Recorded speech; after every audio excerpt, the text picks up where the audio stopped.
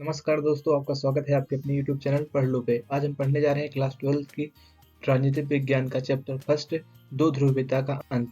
आज हम देखेंगे कि इसमें सोवियत संघ के विघटन के परिणाम क्या हुए। हमने इसका पार्ट 1 पहले करा रखा है, तो आप जाके उसको देख सकते हैं। उसकी लिंक आपको डिस्क्रिप्शन में मिल जाएगी।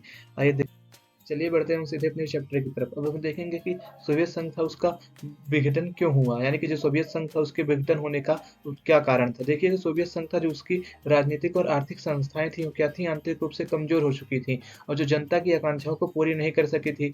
इसीलिए क्या हो गया, जो सोवियत संघ था उसका क्या हो गया, पतन हो गया। यानी कि जो उसकी राजनीतिक और आर्थिक संस्थाएं थी वो जनता की आकांक्षाओं को पूरी नहीं कर रही थी, जिसकी वजह से क्या हुआ, धीरे धीरे करके सोवियत संघ का क्या हो गया, विघटन होता चला गया। और जो सोवियत संघ था वहां पर लंबे समय से आर्थिक ठहराव से उपभोक्ता वस्तुओं की भारी कमी हुई थी, जिससे क्या हुआ, जनता ने अपने शासन पर क्या किया, संदेह जताना शुरू कर दिया। इससे इससे भी जनता में क्या हुआ, आक्रोश पैदा हो गया कि हम इतने कि हमारा मतलब आर्थिक पतन क्यों हो रहा है धीरे धीरे। इससे जनता को क्या हो गया, अपनी शासन व्यवस्था पर संदेह हो गया। और देखिए, सोवियत संघ था जो उसने अपने अधिकतर संसाधनों को किस पे किया, परमाणु हथियारों और सैन्य तैयारी में क्या किया, झोंका। जो यानी कि जो सोवियत संघ था वो अपने ज्यादा से ज्यादा हथियार, परमाणु हथियार बनाने में लगाया और ज्यादा से ज्यादा पैसे अपने उसने किस में लगाया, अपने सैन्य तैयारी में, यानी कि अपने मिलिट्री वोटरी पे ज्यादा पैसे खर्च किए और लोगों के ऊपर उसने क्या किया, पैसा कम खर्च किया। इससे मिलिट्री वोटरी पे ज्यादा पैसा खर्च करने के, यानी कि अपने सैन्य व्यवस्था को ज्यादा मजबूत करने की वजह से उसकी क्या हुई, उसकी व्यवस्था धीरे धीरे क्या हो गई, कमजोर हो गई। और अंततः क्या हुई, उसकी व्यवस्था ठप हो गई। यानी ठप होने का मतलब क्या है, उसकी व्यवस्था अंत में जाकर क्या हुई,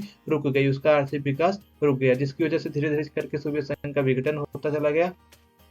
जो सोवियत संघ था उसने जो पूर्वी यूरोप के देश थे, जो उसके सहयोगी देश थे, यानी कि जो उसकी विचारधारा को मानते थे सोवियत संघ थी, उनको उनको क्या किया, अपने नियंत्रण में रखने के लिए उसने क्या किया, पूर्वी यूरोप के सहयोगी देशों को क्या किया, बहुत ज़्यादा से ज़्यादा संसाधन उपलब्ध कराया, यानी उनके उन पे अपने आर्थिक संसाधनों को ज़्यादा से ज़्यादा खर्च किया। इससे क्या हुआ, अब सोवियत संघ की अर्थव्यवस्था पे भारी दबाव पड़ा, जिसकी उसकी अर्थव्यवस्था झेल नहीं सकी। यानी जो जो उसने अपने पैसा क्या किया, जो अपना नियंत्रण बनाने के लिए पूर्वी यूरोप देशों पर खर्च किया, उससे क्या हुआ, उसकी अर्थव्यवस्था पर उसका बहुत बुरा प्रभाव पड़ा। जैसे होता नहीं, क्लास में जो बच्चे किसी के दोस्त रहते हैं ढेर सारे, तो उन पे अपना पैसा ज़्यादा खर्च करता है, जिससे कि उनके दोस्तों पर उसका नियंत्रण बना रह सके। तो ऐसे सोवियत संघ ने भी अपने सहयोगी देशों पर ढेर सारे पैसे खर्च किए, जिससे क्या हुआ, उसकी अर्थव्यवस्था ठहर सी गई और उसकी इतनी बुरी मार पड़ी कि उसने क्या किया, अपनी इस गदरिद्ध अवस्था को झेल नहीं सका। अब देखिए, सोवियत नागरिकों ने पश्चिमी देशों की तरक्की को देखकर अपनी अर्थव्यवस्था की वास्तविकता समझ ली। यानी कि जब उनको पता चला कि सोवियत संघ के जितने भी नागरिक थे कि जो बेस्ट है, यानी कि जो पश्चिम वो दिन पर दिन क्या कर रहा है, डेवलप करता जा रहा है, हम सब क्या कर रहे हैं, दिन पर दिन नीचे आते जा रहे हैं। यानी कि जो पश्चिमी देश है, जैसे यूएसए, वो क्या कर रहा है, दिन पे दिन वो प्रगति कर रहा है और हमारे दिन पे दिन क्या हो रही है, अवनति हो रही है। और तो उनसे उनसे क्या हुआ, लोगों को क्या हुआ, अपनी वास्तविकता समझ में आ गई कि हम सब क्या है, अभी बहुत पिछड़े हुए हैं। और इससे क्या हुआ, उन्हें बताया गया था कि ना, सोवियत संघ के जितने भी नागरिक थे कि क्या है, सोवियत संघ की जो राज्य व्यवस्था है वो क्या है, श्रेष्ठ है। यानी कि जो सोवियत संघ की राज्य व्यवस्था है बहुत अच्छी है, सबसे अच्छी है पूरी दुनिया में। लेकिन जब उन्हें अपने पिछड़ेपन की सच्चाई का ज्ञात हुआ, तो उन्हें गहरा मनोवैज्ञानिक और राजनीतिक धक्का लगा। यानी कि जब उन्हें पता चला कि हम तो हम सबको ये झूठ बताया जा रहा था कि हम सबसे अच्छे हैं, सबसे श्रेष्ठ हैं, ये तो झूठी बात थी, हम सबको सबसे पीछे हैं, राजनीतिक क्षेत्र में भी पीछे हैं, और क्या पॉलिटिकल क्षेत्र में पीछे हैं, टेक्नोलॉजी में भी पीछे हैं। तो उससे क्या हुआ, लोगों को मनोवैज्ञानिक और राजनीतिक क्या हुआ, धक्का लगा। ठीक। और सोवियत संघ की जो प्रशासनिक और राजनीतिक रूप से क्या होता, गतिरोध हो चुका था। यानी कि जो सोवियत संघ था उसमें जो उसकी प्रशासनिक व्यवस्था थी और जो राजनीतिक व्यवस्था थी, वो पूरी की पूरी क्या हो चुकी थी, गतिरोध हो चुकी थी। क्यों? क्योंकि जो सोवियत संघ था उस पर सोवियत कम्युनिस्ट पार्टी ने 70 सालों तक शासन किया था, लेकिन यह पार्टी जनता के प्रति जवाबदेह नहीं थी। यानी कि इसके अंदर तानाशाही आ गई थी, ये लोगों को प्रति जवाबदेह नहीं थी कम्युनिस्ट पार्टी, जिसकी वजह से क्या हुआ, इसने सोवियत संघ के विघटन में बहुत महत्वपूर्ण भूमिका निभाई। अब देखिए, इसकी वजह से कुछ और कारण उत्पन्न होते हैं, जैसे कि गतिरोध, प्रशासन, भ्रष्टाचार, सुधार की अक्षमता और केंद्रीकृत सत्ता और पारदर्शिता की कमी ने जनता में क्या किया, शासन से दूरी बढ़ाई। यानी कि जो वहाँ की व्यवस्था थी, जो सोवियत संघ थी, उसमें क्या था, भ्रष्टाचार फैला हुआ था। देख रहे हैं यहाँ पे अवसर पर सभी लोग भ्रष्टाचार कर रहे थे। और क्या था, वहाँ पर सुधार की अक्षमता थी, यानी कि वहाँ पर सुधार का कोई वहाँ पर सुधार का संभावना नहीं थी। वहाँ पर सुधार की क्या थी, अक्षमता थी। और वहाँ पर केंद्रीकृत शासन था, यानी कि केंद्रीकृत शासन का मतलब एक ही देश के पास पूरा जो सेंटर था, उसी के पास सारी शक्तियां थी और पारदर्शिता की कमी थी, जिससे जनता ने क्या किया, शासन से क्या किया, अपने आप को दूर कर लिया। ठीक, और जो पार्टी के अधिकारी थे ना, वहाँ पर जो बड़े बड़े पार्टी के अधिकारी थे, जैसे आप यहाँ पर फोटो में देख सकते हो, वहाँ के जो अधिकारी थे सब बड़े बड़े पार्टियों के, उनमें क्या थी, उनको लोगों से ज्यादा अधिकार प्राप्त थे। यानी कि जो पार्टी के अधिकारियों के जो विशेषाधिकार थे, उन्होंने भी आम नागरिकों से क्या की, दूरी बढ़ा दी, जिससे क्या हुआ, जनता और सरकार, जिससे जिससे जो जनता की सरकार से विमुख होती चली गई और उनका जनाधार कमजोर पड़ता चला गया। लोगों को लगता था कि तो यार ये क्या बात हुई, जो अधिकारी हैं उनके पास हमसे ज्यादा राइट कैसे हो सकते हैं। तो उससे क्या हुआ, जो जनता थी उसने सरकार को क्या किया, धीरे धीरे अपना समर्थन देना कम कर दिया, जिससे जनाधार क्या हो गया, कमजोर हो गया। ठीक, अब देखिए इसी बीच में एक वहाँ के जो सोवियत पार्टी थी उसके यानी कि कम्युनिस्ट पार्टी थी, उसके एक लीडर आते हैं जो वहाँ के 1985 में, उनका नाम था मिखाइल गोर्बाचेव। उन्होंने मिखाइल गोर्बाचेव ने कुछ ऐसी नीतियां अपनाई, जिससे क्या हुआ, सोवियत संघ का विघटन और तेज हुआ। जैसे कि इन्होंने, जान लीजिए, आग में घी डालने का काम किया। इन्होंने ऐसी नीतियां अपनाई जिससे क्या हुआ, सोवियत संघ जो टूट रहा था धीरे धीरे, वो और तेजी से टूटने लगा। ठीक, अब देखिए सोवियत संघ में इनकी जो नीतियां थी मिखाइल गोर्बाचेव की, इनकी फोटो ये रही। तो नीतियां क्या की थी, अब उसे हम नीतियों को हम क्या करेंगे, एक बार देखेंगे। देखिए मिखाइल गोर्बाचेव ने आर्थिक सुधार और क्या किया, जो पश्चिमी देश था उससे क्या किया, अपने आप को बराबरी पे लाने का लोगों से वादा किया। यानी कि जब सोवियत संघ के, जब ये मिखाइल गोर्बाचेव क्या किए, जब बनकर आए वहाँ के क्या हुआ, कम्युनिस्ट पार्टी के महासचिव, तो उन्होंने बोला कि हम आर्थिक सुधार करेंगे और प्रशासनिक ढांचे में ढील देंगे, और जो पश्चिम के देश जो इतना डेवलप कर रहे हैं उनके बराबर हम आ जाएंगे धीरे धीरे। ठीक, तो इसके लिए उन्होंने लोगों को अधिकार देना चालू कर दिया। अब इससे देखिए इससे क्या हुआ, जनता को बहुत सारे अधिकार मिले। यानी कि जो जनता को पहले आज़ादी नहीं थी, उसे क्या हुआ, अब मिखाइल गोर्बाचेव के सुधारों से क्या होने लगी, आज़ादी मिलने लगी। लेकिन आप सोच रहे होंगे, जब मिखाइल गोर्बाचेव है, मिखाइल गोर्बाचेव ने सही सही क्या किया, जनता की जो समस्याएं थी, यानी कि जनता की जो समस्याएं थी उनका क्या किया, सही सही निदान किया और निदान करने का प्रयास किया। फिर सोवियत संघ का विघटन क्यों हुआ, ये आपको आश्चर्यजनक लग सकता है कि मतलब आज़ादी मिलने के बाद भी लोगों ने क्यों, मतलब क्या किया, सोवियत संघ का विघटन कर दिया। देखिए इसका एक मेन कारण ये था, जो जो मिखाइल गोर्बाचेव सुधार कर रहा था, तो जनता सोच रही थी कि मिखाइल गोर्बाचेव बहुत धीमा सुधार कर रहा है, उसको चाहिए हमें और तेजी से आज़ादी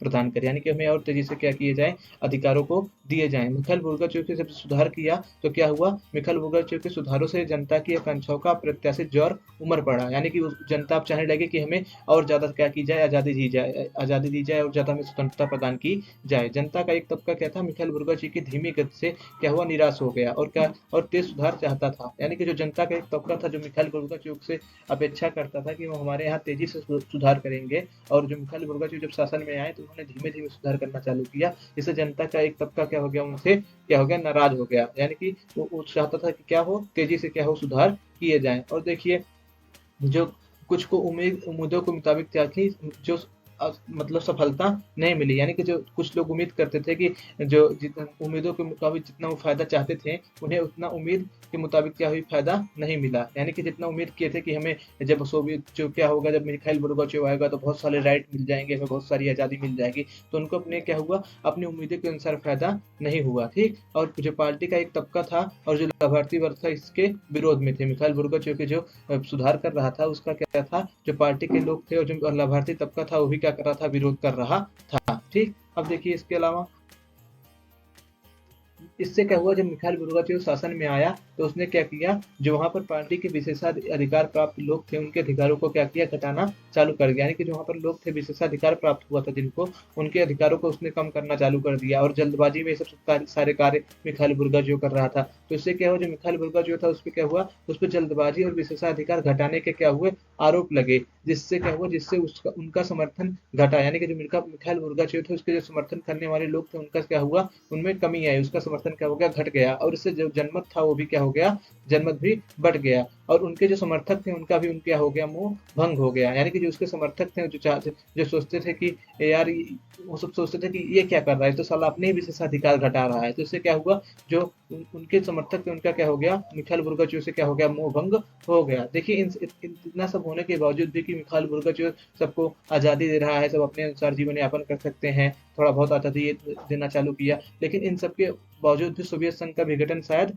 ना होता। लेकिन सोवियत संघ का विघटन में सबसे जो बड़ी भूमिका निभाई थी उसने वो क्या था, वो थी राष्ट्रवाद और संप्रभुता की बढ़ती हुई इच्छा। यानी कि जो राष्ट्रवाद और संप्रभुता की बढ़ती हुई इच्छा थी, उसने क्या किया, सोवियत संघ के विघटन में सबसे महत्वपूर्ण भूमिका निभाई। देखिए जो रूस रूस बाल्टिक राज्यों और यूक्रेन और जॉर्जिया में क्या हुआ, राष्ट्रवाद एवं संप्रभुता की लहर सोवियत संघ के विघटन का तत्कालिक कारण बनी। यानी कि जो जितने भी राज्य थे, जैसे रूस हो गया, बाल्टिक राज्य हो गए और यूक्रेन हो गया, इन सब में और जॉर्जिया में, इन सब में क्या हुआ, राष्ट्रवाद और संप्रभुता की लहर का क्या हुआ, उदय हुआ। इन सब में नेशनलिज्म की क्या हुआ, राइज हुआ। और किसका राइज हुआ, और सोवरेनिटी का राइज हुआ, जिससे क्या हुआ, इसका विघटन क्या हुआ, तेज हो गया। किसकी वजह से, राष्ट्रवाद और संप्रभुता की लहर की वजह से। ठीक, इसमें क्या हुआ, विघटन तेज हो गया और यही इसका क्या था, तात्कालिक कारण था। यानी कि सोवियत संघ का विघटन का जो तात्कालिक कारण था वो क्या था, राष्ट्रवाद और संप्रभुता की लहर का उदय होना। इससे वजह से क्या हुआ, सोवियत संघ जल्द से जल्द अनेक भागों में क्या हो गया,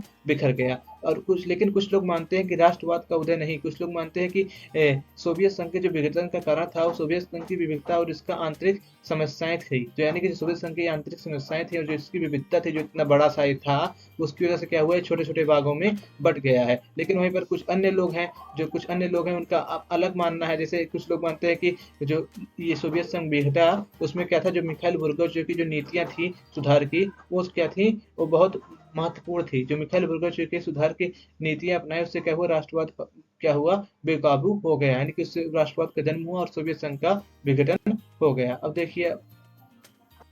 देखिए आमतौर पर देखा गया कि जो राष्ट्रवाद का उदय होता है, जो थोड़ा सा पिछड़े देश होते हैं, जो पिछड़ी जगहें होती हैं, वहां पर राष्ट्रवाद का उदय होता है। जैसे सोवियत संघ में मध्य एशिया था जो पिछड़ा हुआ था। लेकिन विडंबना यह थी कि जो राष्ट्रवादी असंतोष था वो मध्य एशिया में नहीं बल्कि यूरोप और समृद्धशाली गणराज्यों में क्या हुआ, उसका विकास हुआ। यानी कि जो मध्य एशिया, जो उसका पिछड़ा हुआ इलाका था सोवियत संघ का, वहां पर राष्ट्रवाद का उदय नहीं हुआ, बल्कि कहाँ पर हुआ, जो यूरोपीकृत और जो समृद्धशाली गणराज्य थे, जैसे कौन कौन से, जैसे रूस, यूक्रेन, जॉर्जिया, बाल्टिक क्षेत्र, इन सब में क्या हुआ, राष्ट्रवाद का उदय हुआ। आप यहाँ पे देख सकते हैं, जैसे ये रूस हो गया, ये यूक्रेन हो गया, इन सब जगहों पर क्या हुआ, राष्ट्रवाद का उदय हुआ। यानी कि जो विकसित देश थे, यानी कि जो समृद्धशाली गणराज्य थे, वहां पर क्या हुआ, राष्ट्रवाद का उदय हुआ।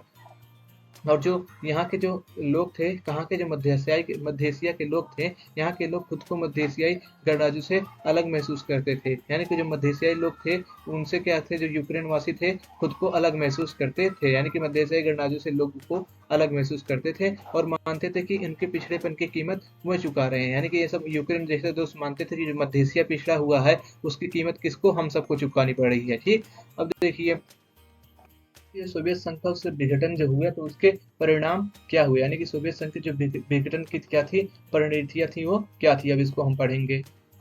देखिए सोवियत संघ और पूर्वी साम्यवाद के पतन से क्या हुआ, दुनिया में तीन प्रभाव पड़े। यानी कि जो सोवियत संघ है और जो पूर्वी समाजवादी देश के पतन से क्या हुआ, तीन दूरगामी परिवर्तन हुए। अब तीन दूरगामी परिवर्तन क्या थे, अब उसको हम देखेंगे। देखिए प्रथम परिवर्तन क्या था, उसको हम उसके ऊपर ध्यान केंद्रित करते हैं। देखिए शीत युद्ध के अंत से समाजवाद बनाम और पूंजीवाद की विचारधारा क्या हो गई, समाप्त हो गई। यानी जो समाजवाद और जो पूंजीवाद की विचारधारा चल रही थी कि पूंजीवाद और समाजवाद में कौन आगे जाएगा, तो ये जो समाजवाद और पूंजीवाद के बनाम जो विचारधारा चल रही थी, क्या हो गई, ये समाप्त हो गई। यानी कि अब सबको पता चल गया था कि जो पूंजीवाद है वो क्या है, सबसे आगे है। जो समाजवाद है इसका ये तो कुछ नहीं है। यानी कि जो पूंजीवाद है वो क्या है, इस रेस में आगे निकला, समाजवाद और पूंजीवाद बनाम की रेस में। ठीक, और इससे क्या हुआ, जो जब जब सोवियत संघ का विघटन हो गया, पतन हो गया, इससे क्या हुआ, इससे सैन्य टकराव और हथियारों की ओर क्या हुई, कम हुई। इससे जो सैन्य टकराव हो रहे थे आपस में, जो देश आपस में बार बार लड़ रहे थे, वो कम हुआ। और जो लोग हथियार डेवलप कर रहे थे एक दूसरे से लड़ाई करने के लिए, जब सैन्य टकराव कम हो गया तो हथियारों की होड़ भी कम हो गई। और क्या हुआ, इससे परमाणु संचय पर भी रोक लगी। यानी कि जो लोग परमाणु संचय कर रहे थे, जो देश अपने लिए क्या कर रहे थे, परमाणु का संचय, परमाणु हथियार बना रहे थे, उससे क्या हो गई, उस पर भी क्या हुई, रोक लगी। इन सबसे क्या हुआ, जो विश्व में शांति की संभावना उभरी। यानी कि लोगों में विश्वास था कि अब क्या होगा, विश्व में अब शांति होगी, क्योंकि अब जो यहाँ पर लोग एक दूसरे से क्या लड़ाई झगड़ा कर रहे थे, अब धीरे धीरे क्या हो गया, समाप्त हो गया। इससे क्या होगा, अब विश्व में शांति संभव हो पाएगी। देखिए शीत युद्ध के अंत से क्या हुआ, विश्व राजनीति में जो शक्ति संतुलन था, यानी कि जो पावर की जो बैलेंसिंग ऑफ पावर था, क्या हुआ, बदला। यानी कि शक्ति संतुलन था विश्व युद्ध के माध्यम से वो क्या हुआ, बदला। इससे दो संभावनाएं जन्म हुई, दो संभावनाओं का जन्म हुआ। पहले तो था दुनिया में दो ताकतवर ताकतें थी, एक तो अमेरिका थी यानी कि यूएसए था और दूसरा यूएसएसआर था। लेकिन जब यूएसएसआर का विघटन हो गया तो इससे दो पॉसिबिलिटीज क्या हुई, जन्म ली। उन दोनों में से दो पॉसिबिलिटीज क्या थी, एक तो ये थी कि अमेरिका क्या होगा, अमेरिका का दबदबा रहेगा और एक ध्रुवीय विश्व बनेगा। यानी कि अब तो यूएसएसआर खत्म हो चुका है, अब इससे क्या होगा, अमेरिका का क्या होगा, पूरे विश्व पे दबदबा रहेगा और क्या होगा, एक ध्रुवीय विश्व बनेगा। एक ध्रुवीय विश्व मतलब क्या, जहां पर सिर्फ एक ही देश का ताकत चले, उसे बोलते हैं एक ध्रुवीय देश। यानी कि एक ध्रुवीय विश्व बनकर उभरेगा और अमेरिका का दबदबा रहेगा। ये तो पहली संभावना थी। और दूसरी संभावना क्या थी, या तो फिर कई शक्तियां उभर कर बहुध्रुवीय विश्व की व्यवस्था बनाएंगी, या तो कई सारी शक्तियां उभर कर सामने आएंगी और क्या करेंगे, बहुध्रुवीय विश्व व्यवस्था बनाएंगे। बहुध्रुवीय विश्व व्यवस्था का मतलब क्या होता है, जहां पर कई सारे ध्रुव हो सकती है, ठीक से बोलते हैं बहुध्रुवीय व्यवस्था। अब इसको आगे हम पढ़ेंगे कि बहुध्रुवीय व्यवस्था क्या होती है। देखिए, ये हुआ यह कि अमेरिका अकेले ही क्या हुआ, महाशक्ति बना और पूंजीवादी व्यवस्था का क्या हुआ, प्रभुत्व बढ़ा। यानी कि जो अमेरिका था, उन सब जो इन दोनों संभावनाओं में से जो पहली संभावना थी वो सत्य हुआ कि जो अमेरिका था वो क्या हुआ, अकेले ही क्या हुआ, वो महाशक्ति बन के उभरा। और जो पूंजीवादी व्यवस्था थी उसका क्या हुआ, पूरे देश की आर्थिक व्यवस्था पर क्या हुआ, प्रभुत्व बढ़ा। ठीक।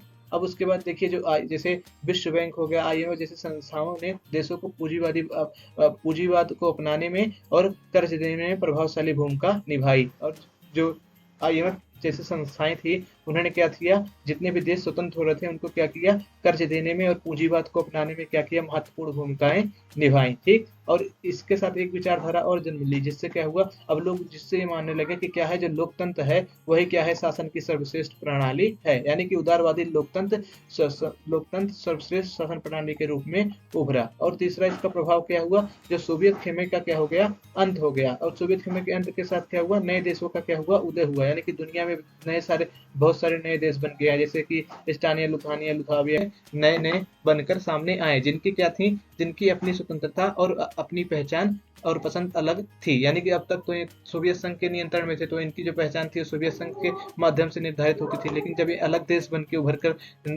दुनिया के सामने आए तो क्या हुआ, जो इनकी अपनी क्या थी, अपनी स्वतंत्र पहचान थी और अपनी पसंद भी क्या थी, इन सबकी अलग थी। यानी कि नए देशों का उदय हुआ, ये तीसरा प्रभाव था। अब देखिए, जो बाल्टिक और जो पूर्वी यूरोप के देश थे वो क्या थे, जो यूरोपीय संघ और नाटो में शामिल हो गए। यानी कि जो बाल्टिक देश कौन से हैं आपको मैं बता दूंगा। ये देखिए मैप में, आप देखिए, मैंने आपको मैप यहाँ पर लगा रखा है, आप देखेंगे ये जो तीन दोस्त हैं, तीन देश एस्टोनिया, लुथाविया और लुथानिया, ये क्या है, ये बाल्टिक देश कहलाते हैं। यानी कि एस्टोनिया, लुथाविया और लुथानिया बाल्टिक देश कहलाते हैं। दोस्तों, मैं आप सबको इस पूरे मैप वेप के साथ पढ़ाता हूँ, फोटो लगा के। और हिंदी मीडियम में कोई आपको इतना ढंग से पढ़ाता नहीं है मैप वेप लगा कर या फोटो लगा कर। आप देखिए, मैं आपको मैप से भी पढ़ाता हूँ, कार्टून से भी पढ़ाता हूँ, या क्या लोगो हो गए वो सब भी लगा के आपको पढ़ाता हूँ। तो इसलिए आप ज़्यादा से ज़्यादा हमारे चैनल को लाइक, शेयर और सब्सक्राइब करिए। आप सब हिंदी मीडियम वालों के लिए चैनल बना है, तो अपने दोस्तों के पास हमारी वीडियो को शेयर करिए और बताइए कि हिंदी मीडियम में कोई ऐसा ढंग से पढ़ा रहा है। और आप हमारे चैनल पर जाएंगे तो आपको सब प्रकार की वीडियो मिल जाएंगी, चाहे वो इकोनॉमिक्स की हो, चाहे हिस्ट्री की हो, या राजनीतिक विज्ञान या समाजशास्त्र, सबकी हमारे यहाँ प्लेलिस्ट बन रखी है। तो आप हमारे वीडियो को देखिए, हमारे चैनल को जरूर से जरूर लाइक, शेयर और सब्सक्राइब करिए। तो दोस्तों, हाँ, बाल्टिक जो गणराज्य थे, वहां पर उन्होंने क्या किया, अपने आप को यूरोपीय संघ में शामिल किया। और जो पूर्वी यूरोप के जो देश थे, यानी कि जो ईस्टर्न यूरोप की जो कंट्रीज थी, उन्होंने भी अपने आप को किसमें शामिल किया, यूरोपीय यूनियन यानी कि यूरोपीय संघ में शामिल किया। जबकि जो मध्य एशियाई गणराज्य थे, उन्होंने अपने भौगोलिक स्थिति का लाभ उठाया। यानी कि जो उनकी मध्य एशियाई गणराज्य थे, उनकी भौगोलिक स्थिति ऐसी थी जिसका उन्होंने क्या किया, लाभ उठाया। और उन्होंने क्या किया, रूस और अन्य देशों के साथ संबंध बनाए। यानी कि उन्होंने दोनों तरफ से फायदा लिया। जो मध्य एशियाई गणराज्य थे, जो मिडिल ईस्ट के जो क्या थे, मिडिल ईस्ट कह रहा हूँ, जो मिडिल एशिया के जो कंट्रीज थी, उन्होंने क्या किया, उन्होंने फायदा लिया। उन्होंने किसी एक खेमे में जाना नहीं अपने आप को चुना। उन्होंने यह सुना कि हम सबसे साथ अच्छे से संबंध बना के रहेंगे। तो उन्होंने रसिया से भी फायदा उठाया, रूस से भी फायदा उठाया और अन्य देशों से भी क्या किया, अपने संबंध को बनाया। इस प्रकार अंतरराष्ट्रीय मंच पर कई नए खिलाड़ी उभर कर सामने आए, जिनके हित और चुनौतियां अलग अलग थी। यानी कि यूएसएसआर के टूटने से बहुत सारे नए खिलाड़ी क्या थे, जो विश्व अंतरराष्ट्रीय मंच पर उभर कर सामने आए, जिनके हित और चुनौतियां क्या थी, अलग अलग थी। यानी कि अलग अलग देश थे, सबके जो हित थे और जो चुनौतियां थी सबकी वो भी क्या थी, अलग अलग थी। देखिए, अब साम्यवादी शासन के बाद शॉक थेरेपी। अब हम जानेंगे कि ये शॉक थेरेपी क्या थी। देखिए, शॉक थेरेपी का जो शाब्दिक अर्थ होता है शॉक थेरेपी का, इसका अर्थ होता है आघात पहुंचाकर उपचार करना। यानी कि जो इसका शाब्दिक अर्थ होता है शॉक थेरेपी का, उसका मतलब हो गया कि पहले चोट देना, फिर उसके बाद क्या करना, उसका क्या करना, ट्रीटमेंट करना। ठीक, अब देखिए, समाजवाद के पतन के बाद पूर्वी सोवियत गणराज्यों ने समाजवाद से लोकतांत्रिक पूंजीवाद व्यवस्था में कठिन संक्रमण से गुजरे। यानी कि जब समाजवाद के पतन हो गया, जब उसके बाद जो वहाँ के जो दोस्त थे, जितने भी साम्यवादी देश थे, उनका किसके ओर संक्रमण हुआ। संक्रमण मतलब क्या होता है, संक्रमण मतलब होता है किसी की ओर आगे बढ़ना। यानी कि उनका जब समाजवाद से क्या हुआ, लोकतांत्रिक पूंजीवाद में जो व्यवस्था में जो संक्रमण हुआ, तो उनके लिए क्या था, कठिनाई भरा था। ठीक, यानी कि जो समाजवादी देश थे वो जब उसकी तरफ, अपने पूंजीवादी रूप की तरफ बढ़े, तो उससे क्या हुआ, उनको कठिनाई का सामना करना पड़ा। ठीक, अब देखिए, रूस मध्य एशिया के गणराज्य और पूर्वी यूरोप के देशों में पूंजीवाद की ओर संक्रमण का एक खास मॉडल अपनाया गया। यानी कि जैसे जो रूस था, जो मिडिल एशिया था, और जो पूर्वी यूरोप था, वहां पर क्या किया, जो समाजवाद से पूंजीवाद की तरफ बढ़ने का एक क्या किया गया, एक खास मॉडल अपनाया गया। विश्व बैंक द्वारा निर्देशित और अंतरराष्ट्रीय मुद्रा कोष द्वारा निर्देशित इस मॉडल को शॉक थेरेपी कहते हैं। यानी कि जो ये मॉडल वहां पर अपनाया गया, रूस में अपनाया गया और मध्य एशिया में अपनाया गया, यूरोप में अपनाया गया, इसको क्या कहते हैं, शॉक थेरेपी कहते हैं। शॉक थेरेपी कहते हैं। और ये किसके द्वारा निर्देशित था, यानी कि इन सबको कौन निर्देशित कर रहा था, विश्व बैंक और अंतरराष्ट्रीय मुद्रा कोष। यानी कि अंतरराष्ट्रीय मुद्रा कोष और विश्व बैंक ने क्या किया था, इस मॉडल को निर्देशित किया था, जिसको कहाँ कहाँ पर अपनाया गया था, मध्य एशिया, यूरोप, यानी कि जो लेटर क्या थे, सोवियत कंट्रीज थी, उन पर यह क्या किया गया था, आजमाया गया था।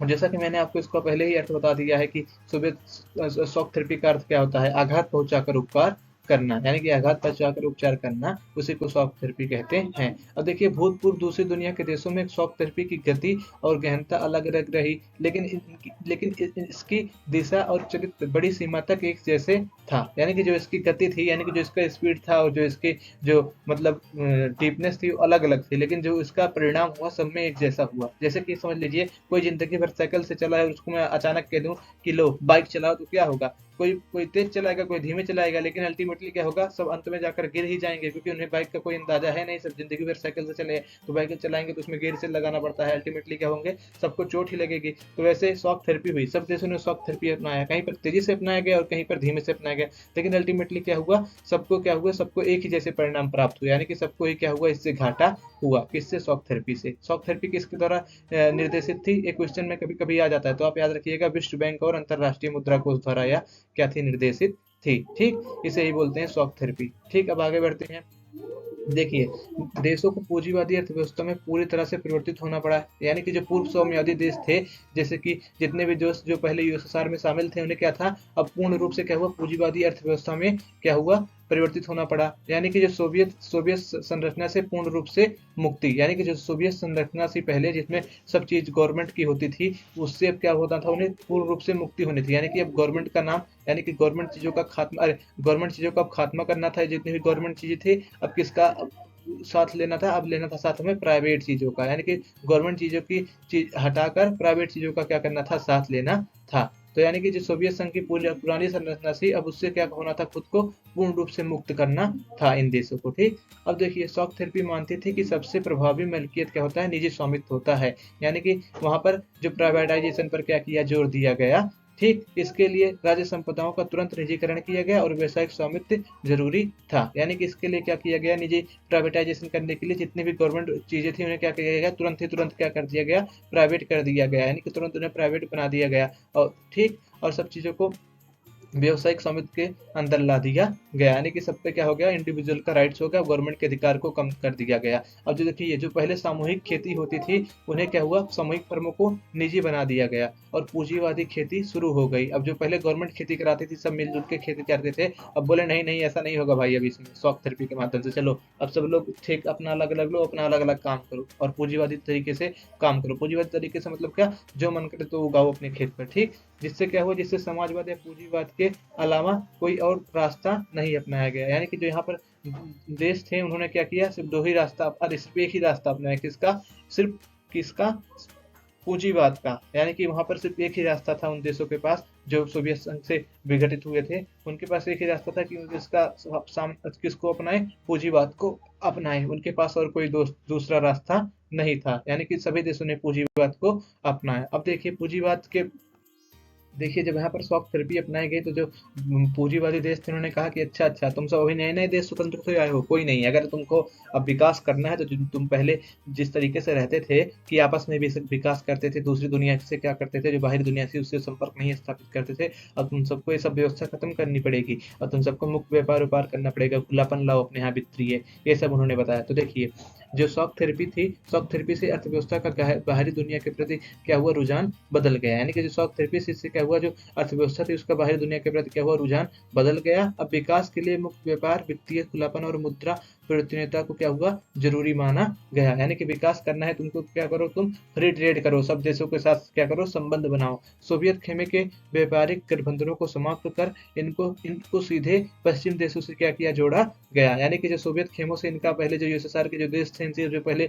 एग्रीमेंट हुए थे कि आप इन सबसे ट्रेड करेंगे, उन एग्रीमेंट को समाप्त कर दिया गया और सीधे कहा गया कि जितने भी देश आजाद हुए उनको क्या किया जाए, पश्चिम से जोड़ा जाए, उनको सीधे पश्चिमी देशों से, यानी कि जो वेस्टर्न देश से वेस्टर्न कंट्रीज थी उनसे जोड़ा गया, जिससे वे पश्चिमी अर्थतंत्र में समाहित हो गए। ठीक, अब पूंजीवादी देश एजेंसियों के माध्यम से इनके विकास का मार्गदर्शन और नियंत्रण करा जाएगा। यानी कि अब जो पूंजीवादी देश की जो कंपनियां हैं, बड़ी बड़ी एजेंसियां हैं, वो क्या करेंगी, इनका क्या करेंगे, नियंत्रण करेंगे और मार्गदर्शन करेंगे। अब देखिए पूंजी जो शॉक थेरेपी उन्होंने अपनाई, इसके परिणाम क्या हुए, इसके परिणाम अच्छे हुए या बुरे हुए, अब हम इसको देखेंगे। दोस्तों प्लीज आप हमारे चैनल को लाइक, शेयर और सब्सक्राइब करिए। आप हिंदी माध्यम वालों के लिए चैनल बना है, आप सब वीडियो तो देख लेते हैं लेकिन आप सब्सक्राइब भी नहीं करते हैं। वैसे ही हमारी वीडियो कम लोगों के पास पहुंचती है, व्यू भी कम आता है, लेकिन जितना व्यू आता है उतने लोग लाइक भी नहीं करते हैं। प्लीज आप सब लोग हमारी वीडियो को लाइक करिए और अपने दोस्तों के पास जरूर शेयर करिए। अब देखिए जो शॉक थेरेपी थी उसके क्या परिणाम क्या हुए, अब इसको हम देखते हैं। शॉक थेरेपी के परिणाम, अब देखिए इसके परिणाम क्या है। देखिए ये यूएस है ना, इसे यूएस को बनाया गया यहाँ पर। देखिए कैसे शॉक थेरेपी दे रहा है सबको, पिक्चर में दिखाया गया आपको ये यूएस है, ये सबको शॉक थेरेपी दे रहा है जो कंट्रीज आजाद हुई हैं। अब देखिए जो 1990 की दशक की जो 1990 दशक की शॉक थेरेपी उपभोग के वादे को पूरा नहीं कर सकी। यानी कि जो 1990 दशक की जो शॉक थेरेपी थी वो क्या की, जो लोगों को उसने विश्वास दिलाया था कि तुम अगर ऐसे ऐसा जैसे जैसे मैं कह रहा हूँ सब, तो उस सब व्यवस्था को आजमाओगे तो तुम्हें लाभ होगा। उससे क्या हुआ, उससे लोगों को लाभ नहीं हुआ। इससे क्या हुआ, इससे इस क्षेत्र की अर्थव्यवस्था क्या हो गई, बर्बाद हो गई। और रूस में जो राजनीतिक उद्योग था, जो राज्य जिसपे स्टेट गवर्नमेंट का कंट्रोल रहता था, वो क्या हो गया, जो जितने भी सारे ऐसे इंडस्ट्री थी जिसपे गवर्नमेंट का कंट्रोल रहता था, वो पूर्ण रूप से क्या हो गया, ढह गया। और जो 90% उद्योग थे उन्हें निजी हाथों में बेच दिया गया। यानी कि जो 90% इंडस्ट्रीज थी उनको क्या किया गया, उनका प्राइवेटाइजेशन कर दिया गया। और बाजार की ताकतों द्वारा नियंत्रित इस औद्योगिक पुनर्निर्माण ने कई उद्योगों को बर्बाद कर दिया। यानी कि जो बाजार की ताकतें, यानी कि मार्केट फोर्स द्वारा, यानी कि जो मार्केट रेट पर इनका जो मूल्यांकन किया जा रहा था ना कि कौन कंपनी कितना महंगी है, कैसे क्या है, इससे क्या हुआ, इससे क्या हुआ, जो इनकी पूरी कंपनी थी क्या हुआ कि वहाँ पर जो जितने भी इंडस्ट्री थे क्या हुआ, सब बर्बाद हो गए। और इससे ही क्या कहते हैं, इतिहास की सबसे बड़ी गराज सेल कहते हैं। अब यहाँ पर ध्यान देने बात है, गराज सेल क्यों कहते हैं। देखिए गराज में जैसे आप जाएंगे ना कोई चीज लेने, तो औने पौने दाम में भेज देते हैं, कबाड़ियों की तरह कुछ भी छोटा मोटा दाम लगा के बेच देते हैं। तो इसीलिए इसमें यहाँ की जो व्यवस्था थी, उनके जो उद्योग थे वहाँ पर ऐसे औने पौने दामों में बेच दिए गए थे। इसीलिए क्या कहा जाता है, इसी इतिहास की सबसे बड़ी गैराज सेल कहा जाता है। ठीक है, ये शॉक थेरेपी के माध्यम से जो दी गई थी इन सबको। ठीक, और क्यों कहा जाता है, मैंने आपको बता देना, क्योंकि उद्योगों को औने पौने दामों में बेच दिया गया था। औने पौने दामों का मतलब क्या है, जितना उनका दाम था उससे कम दाम में उन्हें क्या कर दिया था, सभी इंडस्ट्री को क्या कर दिया था, बेच दिया गया था ना। देखो ना, सभी नागरिकों को जो थे अधिकार पत्र मिले हुए थे। यानी कि सभी नागरिकों को अधिकार पत्र मिले हुए थे कि जब उद्योग बेचे जाएंगे, जब इंडस्ट्री बेचे जाएंगे, तो आप भी उसमें क्या कर सकते हैं, भागीदारी कर सकते हैं, कि आप भी उसमें उद्योगों के कर सकते हैं, खरीद सकते हैं। लेकिन धन की जरूरत की वजह से क्या किया इन्होंने, कालाबाजारी के माध्यम से अपने जो अधिकार पत्र थे उसे बेच दिए। इन्हें पैसों की जरूरत थी तो इन्होंने कालाबाजारी के माध्यम से अपने क्या किया, जो अधिकार पत्र थे उसे क्या कर दिए, बेच दिए। और इससे क्या हुआ, शॉक थेरेपी से जो रूसी मुद्रा थी, रूसी मुद्रा क्या, रूबाल, जो रूसी मुद्रा रूबाल थी, उसके मूल में नाटकीय ढंग से क्या हुआ, गिरावट आई। और मुद्रास्फीति इतनी ज्यादा बढ़ी कि लोगों की जमा पूंजी जाती रही। और जो रूस की जो मतलब करेंसी थी वो क्या हो गई, उसकी वैल्यू बहुत कम हो गई, किसकी वजह से, शॉक थेरेपी की वजह से। और जो लोगों की सेविंग्स थी वहां पर महंगाई, मुद्रास्फीति मतलब क्या होता है, महंगाई। ठीक, ये तो इकोनॉमी का टर्म है, लेकिन हिंदी में इसे शुद्ध रूप से क्या बोलते हैं, मुद्रास्फीति बोलते हैं। और और इसे अगर आप आम भाषा में बोलेंगे तो महंगाई। तो महंगाई की वजह से क्या हुआ, जो लोगों की जमा पूंजी थी, जमा पूंजी मतलब सेविंग्स, जो लोग पैसे बचा के रखते हैं, वो भी क्या हो गई, वो भी क्या होगी, लोगों की जमा पूंजी भी क्या हो गई, घटती चली गई। यानी कि मुद्रास्फीति इतना बढ़ गई, जो लोग पैसा बचा के अपना रखते थे वो भी क्या हो गया, खत्म होता चला गया। क्योंकि क्या हुआ, सभी चीजों के दाम क्या हो गए वहां पर अचानक ही क्या हो गए, इसकी वजह से शॉक थेरेपी थी, उसकी वजह से जो समाज की कल्याणकारी प्रणाली थी वो भी क्या हो गई, खत्म हो गई। यानी कि जो समाज की कल्याणकारी प्रणाली क्या हो गई, खत्म होने से लोगों को गरीबी में चले जाना पड़ा। यानी कि जो लोग थे वहां पर, जो सोशल वेलफेयर का वर्क था वो सब खत्म हो गया। तो उसकी वजह से जो लोग थे जिन्हें समाज कल्याण की जरूरत थी वो क्या हो गए, वो सब गरीबी में चले गए। मध्यम और घासीय पर आ गया। और जो बौद्धिक लोग थे, बौद्धिक वर्ग था, जो बौद्धिक वर्ग था, बौद्धिक वर्ग मतलब जैसे इंजीनियर, डॉक्टर, ये सब हो गए, साइंटिस्ट, ये सब क्या हो गए, ये जो बौद्धिक वर्ग था या तो बिखर गया या तो पलायन कर गया, या तो वहां से क्या हो गए, दूसरे देशों में चले गए जो इंजीनियर डॉक्टर थे, और या तो क्या कर दिए, वहीं पर वो सब क्या हो गए, खत्म हो गए। और निजीकरण से आर्थिक विषमता बढ़ी। यानी कि जब प्राइवेटाइजेशन हुआ तो उससे क्या हुआ, आर्थिक विषमता बढ़ी। आर्थिक विषमता मतलब क्या होता है कि लोगों, जो अमीर गरीब में होता है जो फर्क को बढ़ जाना, इसी को क्या बोलते हैं, आर्थिक विषमता बोलते हैं। तो यानी कि जब प्राइवेटाइजेशन हुआ तो इससे क्या हुआ, वहां पर जो जितने भी कंट्रीज थे उसमें क्या हुआ, आर्थिक विषमता बढ़ी। और कुछ देशों में क्या हुआ, माफिया वर्ग का उदय हुआ, और माफिया वर्ग क्या हो गया, वहां पर हावी हो गया। और रूस समेत पूर्व सोवियत गणराज्यों में अमीर और गरीब के बीच गहरी खाई बन गई। यानी कि अब अमीर ज्यादा अमीर हो गया और जो गरीब था वो और ज्यादा गरीब हो गया। यानी कि अमीर और गरीब में क्या हो गया, खाई ज्यादा बढ़ गई। ठीक।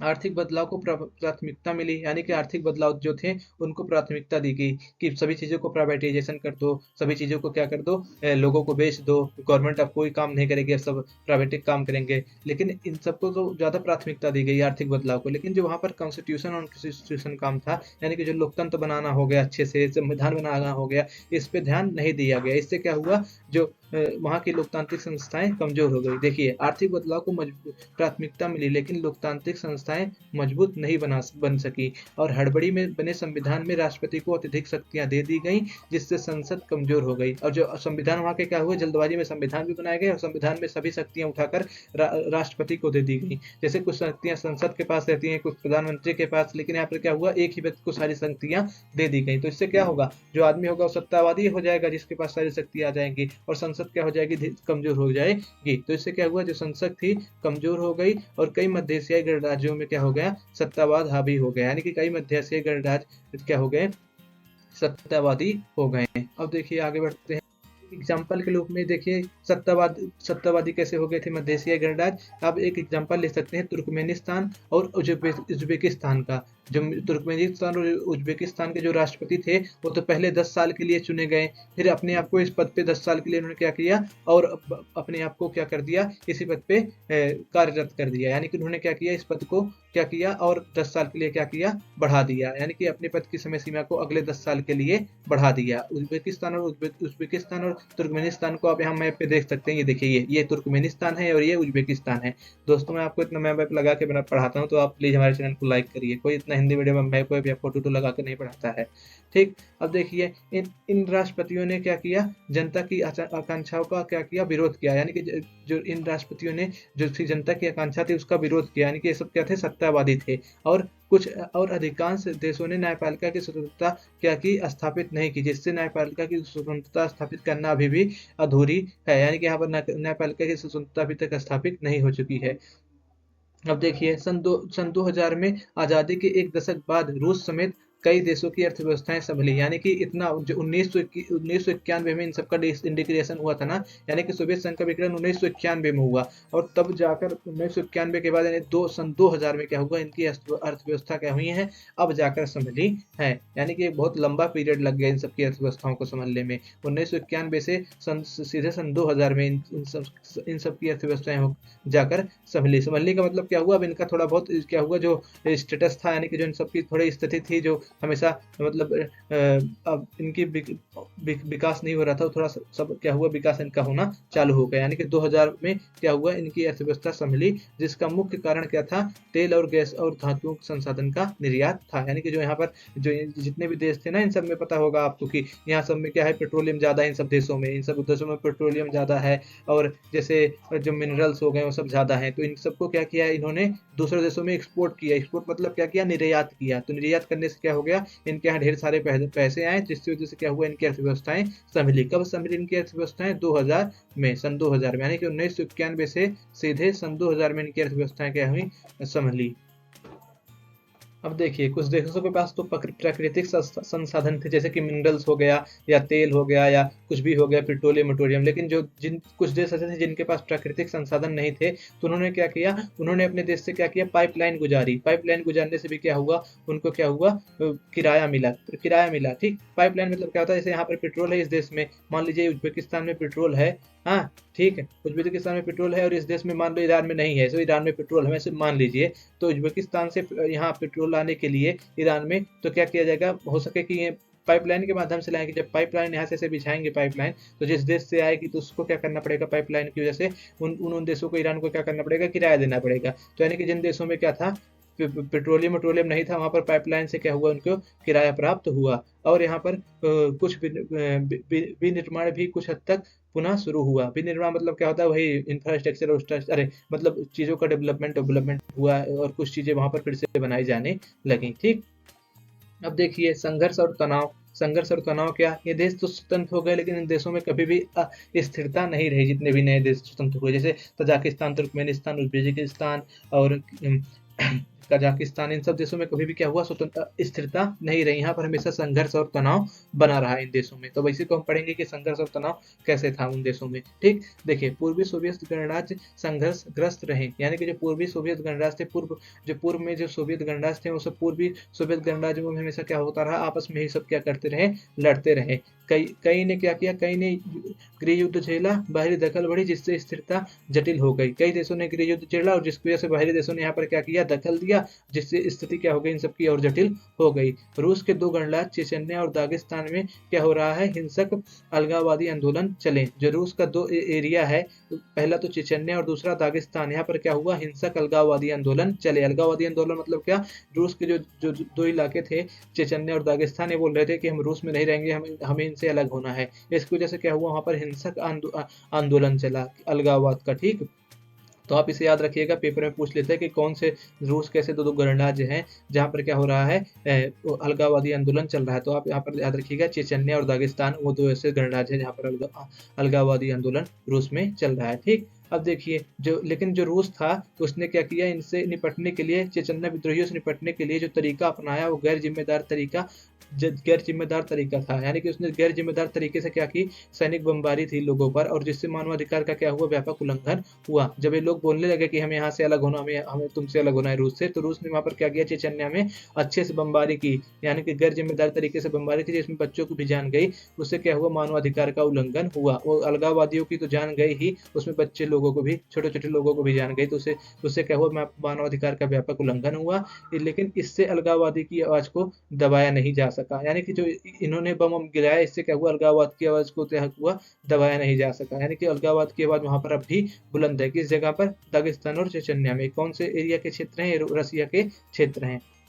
अब देखिए तजाकिस्तान में 2001 तक गृह युद्ध से जूझा, यानी कि जो तजाकिस्तान था, वहां पर 2001 तक क्या हुआ, गृह युद्ध हुआ। आप यहाँ मैप में देख सकते हैं, ये रहा तजाकिस्तान, ये रहा। ठीक, किसके बगल में, चाइना के बगल में, पाकिस्तान के बगल में, आप देख सकते हैं, जहाँ पाकिस्तान, ये रहा चाइना, तो ये रहा तजाकिस्तान। ठीक, तो जो तजाकिस्तान है, वहां पर क्या हुआ, 2001 तक वहां पर क्या हुआ, गृह युद्ध हुआ। यानी कि जो तजाकिस्तान था, वो पूरे के पूरे 20 सालों तक, अरे 10 साल तक क्या किया, गृह युद्ध की मार को झेला। ठीक, और वहां पर पूरे क्षेत्र में सांप्रदायिक संघर्ष जारी रहे तजाकिस्तान में। और जो अजरबैजान है, उसके नगरनो और कराबाख जो प्रांत है, यहाँ के 2 नाम थोड़ा लेना डिफिकल्ट है मुझे, नगरनो और कारबाखा में क्या हुए, जो प्रांत है, वहां पर क्या है, अलगाववादी आंदोलन चल रहा है। जो यहाँ के लोग हैं, यानी कि जो इन 2 प्रांतों के लोग हैं, इन 2 प्रांतों के लोग ये चाहते हैं कि हम यहाँ से अलग होकर किस में मिल जाएं, आर्मेनिया में मिल जाएं। ठीक, यहाँ पर किसमें अलगाववादी आंदोलन चल रहा है,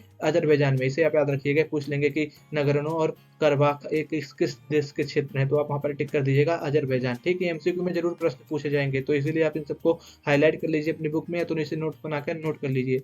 आप अगर चाहें, जितने भी स्लाइड में जो चीजें पढ़ाता हूँ, उन्हें आप अपने कॉपी में नोट डाउन कर सकते हैं। इससे अच्छे आपको नोट्स कहीं पर नहीं मिलेंगे। बहुत सारे बच्चे नोट्स मांगते हैं, तो नोट्स यही है जो मैं आपको लिखा रहा हूँ, इसमें हर एक चीज कवर है, तो इसी को आप अपने कॉपी में नोट्स कर लिया करिए।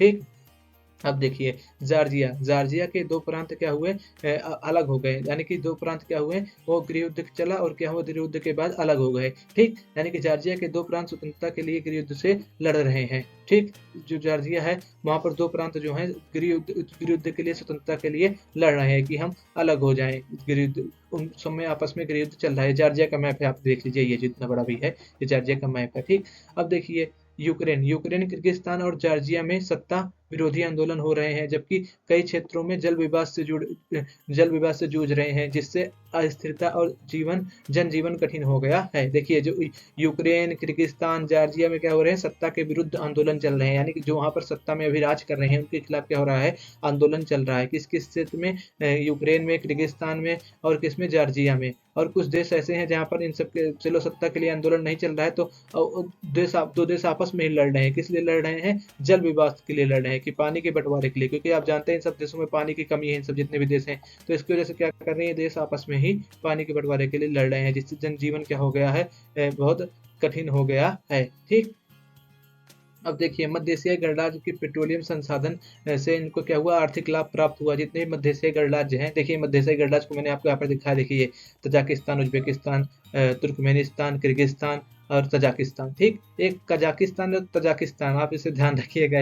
आप सोचेंगे कि नाम सर दो बार बोल रहे हैं, ऐसा नहीं है, दोनों नाम अलग अलग हैं, बस एक में टी है एक में के है। ठीक, अब देखिए मध्य एशियाई गणराज्य के पेट्रोलियम संसाधनों के आर्थिक लाभ प्राप्त हुआ, यानी कि मध्य एशियाई गणराज्य हैं जो उन्हें पेट्रोलियम के संसाधनों से क्या हुआ, लाभ तो प्राप्त हुआ, लेकिन इससे क्या हुआ, इनके लाभ के साथ साथ क्या हुआ, यहाँ पर जो तेल कंपनियां थी उनकी प्रतिस्पर्धा का ये सब क्या हो गए, केंद्र बन गए। यानी कि यहाँ पर जो तेल कंपनियां थी उसकी प्रतिस्पर्धा का ये सब जितने भी गणराज्य थे मध्य एशियाई, उसका क्या बन गए, केंद्र बन गए, संघर्ष का केंद्र बन गए। ठीक, अब ये जो क्षेत्र है मध्य एशियाई गणराज्य क्या है, ये किसके समीप में है, ये रसिया के समीप में है और चीन के समीप में है, और इसके समीप में है, अफगानिस्तान के समीप में है। यानी कि यह क्षेत्र रूस, चीन, अफगानिस्तान और पश्चिम एशिया के करीब में है। ठीक, अब देखिए 2001 के बाद अमेरिका ने मध्य एशिया में सैन्य ठिकाने किराए पर लिए, यानी कि जो 2001 था उसके बाद अमेरिका ने क्या किया, जितने भी गणराज्य है इसमें क्या किया, उसने अपने सैन्य ठिकाने किराए पे लिए, कि कुछ जमीन मुझे किराए पे दे दो, यहाँ पर मैं अपना क्या करूंगा, मिलिट्री बेस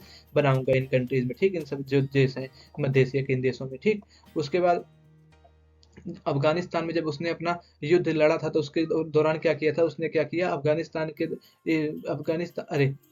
से नहीं, सॉरी माफ करिएगा, अफगानिस्तान इराक युद्ध में उसने क्या किया था, इन सैन्य अड्डों का क्या किया था, प्रयोग किया था। यानी कि जब अफगानिस्तान और इराक में युद्ध हो रहा था तो अमेरिका ने जो अपने यहाँ पर सैन्य अड्डे बना रखे थे इन देशों में, मध्य एशियाई गणराज्यों में, उसका क्या किया था, प्रयोग किया था। अब आप बता सकते हैं कि उसने 2000 के बाद ही क्यों वहां पर सैन्य अड्डे लेना चालू किया, कहाँ पर, मध्य एशिया में। तो अगर आपको इसका आंसर पता हो तो आप फिर कमेंट बॉक्स में लिख दीजिएगा, मैं देखूंगा किस किस को इसका आंसर पता है।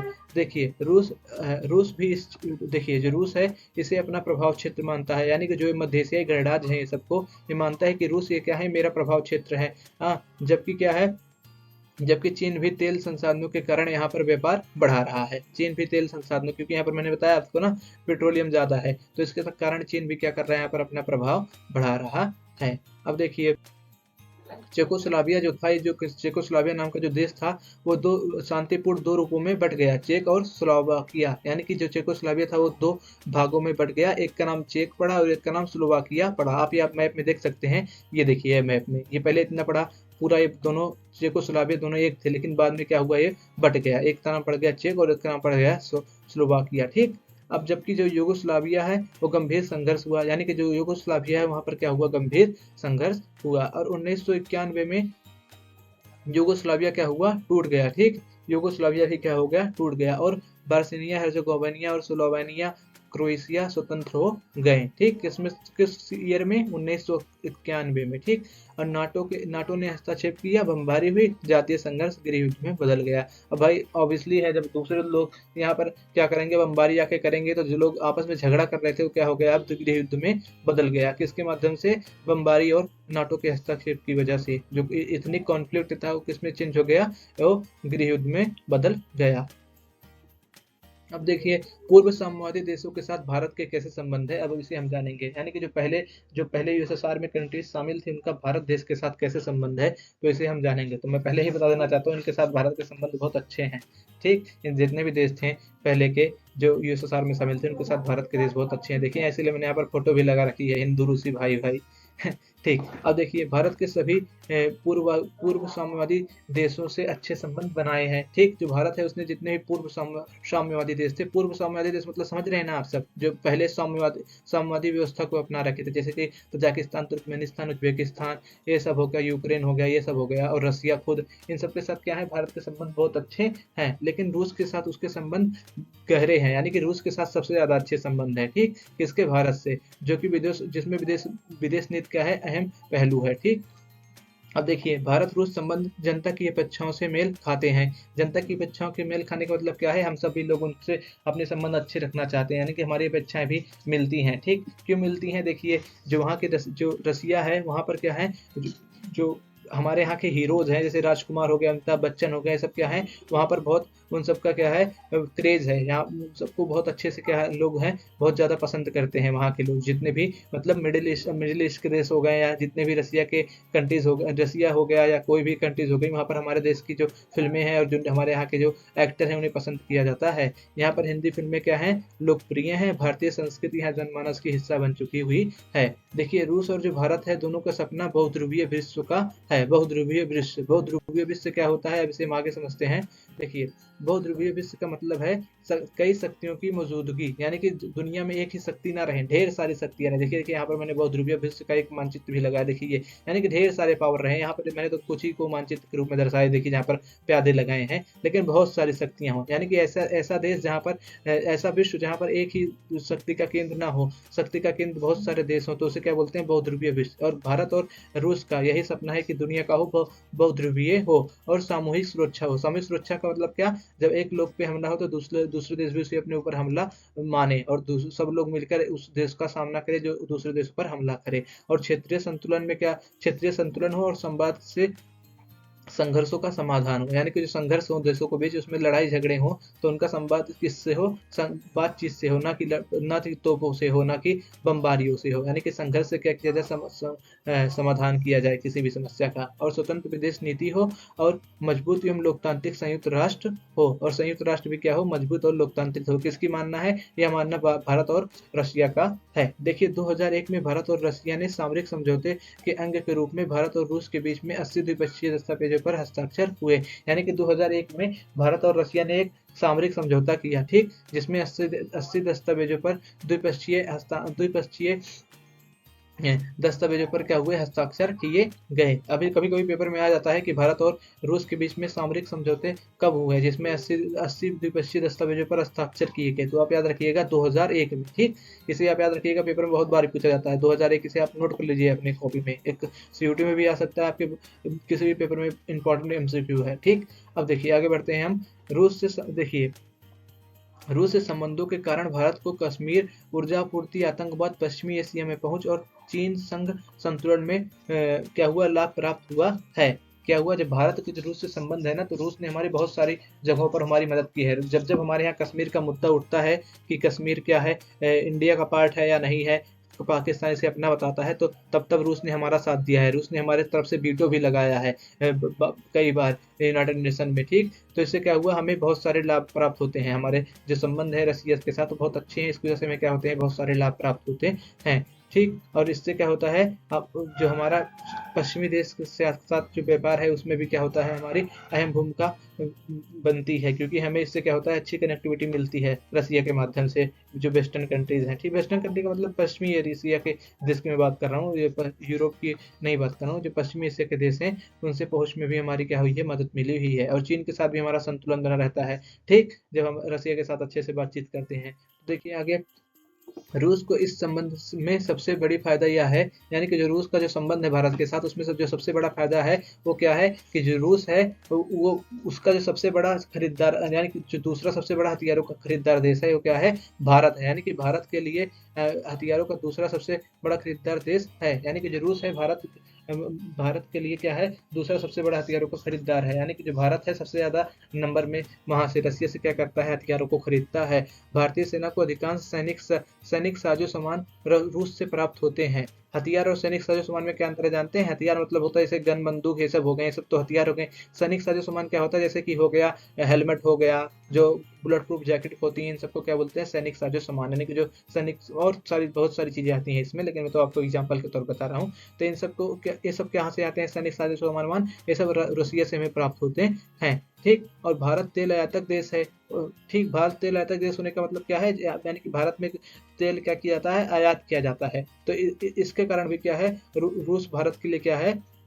अहम है। रूस ने संकट के में भारत की मदद की है और भारत ऊर्जा आयात बढ़ाने के प्रयास कर रहा है। भारत रूस से ऊर्जा आयात बढ़ाने के लिए क्या कर रहा है? प्रयास कर रहा है। रूस ने हमारी हमेशा जब जब हम पर संकट आया तो उसने हमारी मदद की है। भारत कजाकिस्तान और तुर्कमेनिस्तान से भी ऊर्जा सहयोग बढ़ाने की कोशिश कर रहा है। जो कजाकिस्तान और तुर्कमेनिस्तान है उसके बीच भारत क्या कर रहा है? ऊर्जा सहयोग बढ़ाने की लगातार कोशिश कर रहा है।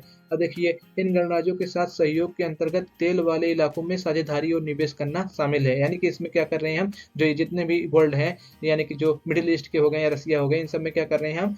साझेदारी कर, अरे निवेश कर रहे हैं। किस लिए कर रहे हैं? क्योंकि यहाँ पर तेल और ज्यादा है। ठीक, और रसिया भारत की परमाणु योजना के लिए भी महत्वपूर्ण है। यानी कि जो रूस है, भारत की परमाणु योजना यानी कि एटम योजना के लिए भी क्या है? महत्वपूर्ण है। रूस ने भारत के अंतरिक्ष उद्योग में भी जरूरत के वक्त क्रायोजेनिक रॉकेट देकर मदद की है। यानी कि जब हमारे पास टेक्नोलॉजी नहीं थी रॉकेट लॉन्च करने थी, मिसाइल लॉन्च करने की, तो उसने हमें क्या की? क्रायोजेनिक रॉकेट की टेक्नोलॉजी देकर हमारी मदद की। तो कभी कभी पेपर में आ जाता है कि उसने कौन से मतलब रॉकेट देकर भारत की मदद की थी रसिया ने। तो आप इसे याद रखिएगा, क्रायोजेनिक रॉकेट देकर किसने मदद की थी? रसिया ने मदद की थी। देखिए आप यहाँ पर देख सकते हैं, मैंने एक फोटो लगाई है, ये है क्रायोजेनिक रॉकेट। ये देखिए, ये फोटो में जो बना हुआ है, ये साइड में ये वाले, ठीक, इसे बोलते हैं क्रायोजेनिक रॉकेट। ठीक, अब देखिए, भारत और रूस जो हैं विभिन्न वैज्ञानिक परियोजनाओं में क्या है? साझेदार हैं। यानी कि भारत और जो रूस हैं विभिन्न अलग अलग प्रकार की वैज्ञानिक परियोजनाओं में क्या है? साझेदार हैं, यानी कि एक दूसरे के साथ मिलकर काम कर रहे हैं। इसी के साथ आपका ये चैप्टर खत्म होता है। आपको वीडियो के अंत तक बने रहने के लिए बहुत बहुत धन्यवाद। आप हमारे चैनल को देखिए, हमारे चैनल को ज़्यादा से ज़्यादा लाइक शेयर और सब्सक्राइब करिए। आप अपने दोस्तों के पास भी हमारी वीडियो शेयर करिए। आपको मिलते हैं अगले वीडियो में, तब तक के लिए पढ़ लो।